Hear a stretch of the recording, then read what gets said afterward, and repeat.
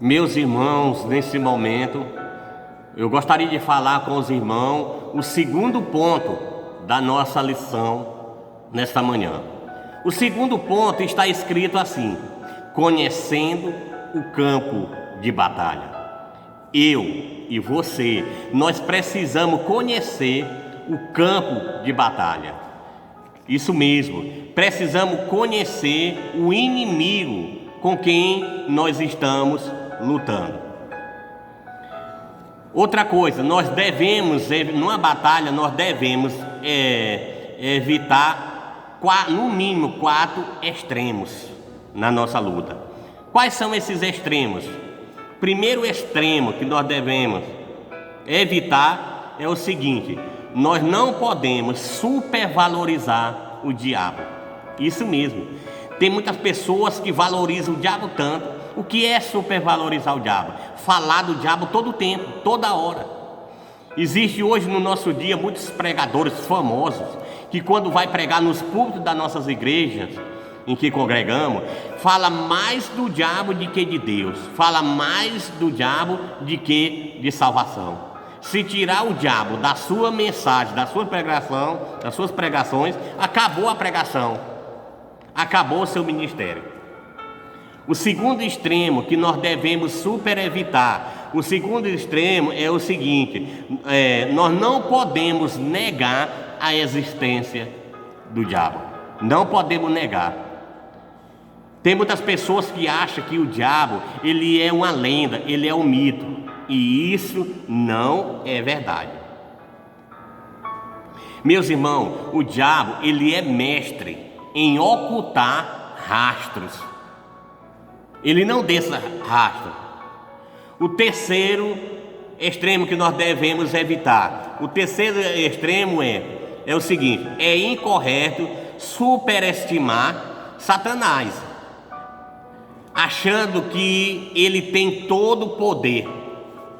Tem muitas pessoas que dizem: não, o diabo é poderoso, eu tenho medo do diabo, e dizendo que o diabo tem todo o poder. Mas o que é que a palavra de Deus, a Bíblia Sagrada, vai dizer para nós?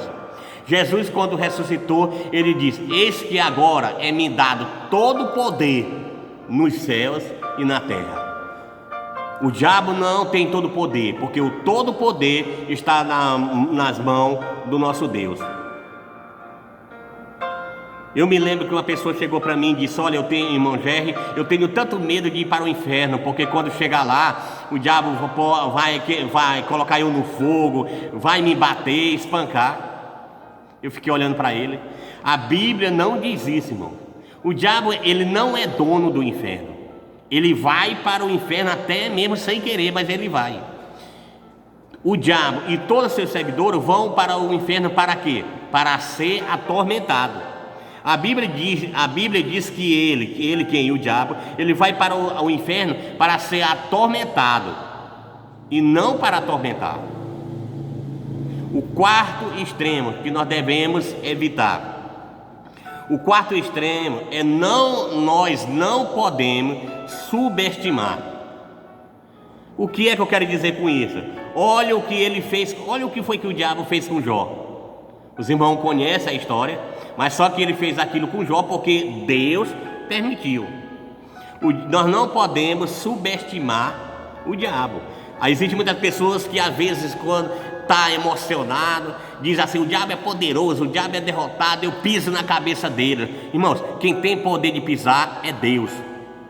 A Bíblia diz que da semente da mulher nascerá um que irá esmagar, pisar a cabeça de Satanás. Aí muitas vezes as pessoas subestimam o diabo e depois perdem a batalha.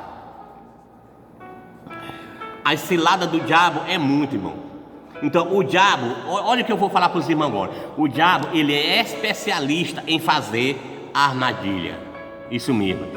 Ele gosta de fazer armadilha para todos os lados. Vou colocar um exemplo muito que às vezes já aconteceu até mesmo comigo, há muitos anos atrás, quando eu era criança. Antigamente era comum se fazer arapuca. Isso mesmo. Vocês conhecem arapuca? Arapuca é feito com um cordão, né? Pega um cordão, uma linha, um cipó, usa para fazer o arapuca, é feito de madeira. E a arapuca ela tem um objetivo, é pegar os pássaros. Então antigamente as pessoas, eu estou falando até mesmo de mim, muitas vezes a criança lá na zona rural pegava, fazia uma arapuca, só que depois de arapuca feita, ele olhava, colocava a isca dentro dos matos, para que os pássaros vinham e comessem. Então quando o pássaro já estava viciado em comer aquela isca, a criança ou até mesmo os homens ia lá e pegava aquela arapuca e armava no local adequado, aonde os pássaros gostavam de comer, se alimentar ou até mesmo tomar banho. Ele armava aquela arapuca, colocava um gancho, né, uma forquilha, eu vou aqui um desenho aqui da arapuca aqui em cima, colocava uma forquilha, amarrava um cordão e esticava aquele cordão e se escondia muito distante, e de longe ele ficava fazendo o quê? Observando. O diabo é assim também, irmão. O diabo ele coloca as suas arapucas no local certo para pegar o crente, para pegar a pessoa.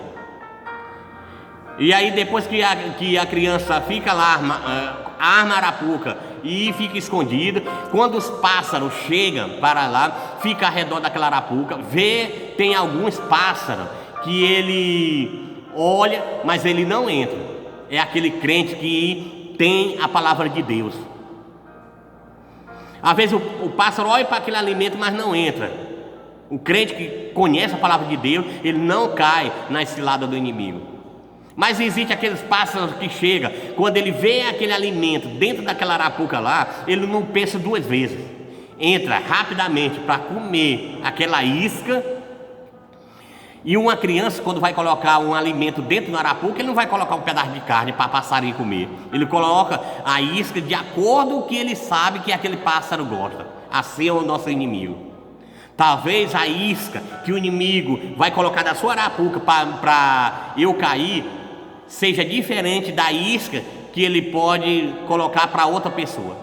E quando aquele pássaro entra naquela arapuca, o menino ou o homem, quem estiver lá, puxa e pega aquele pássaro. Qual é a lição que eu quero trazer para nós nesse momento? O diabo também faz isso, irmão. O diabo gosta de fazer arapuca, ele sabe a isca que eu gosto e que você gosta.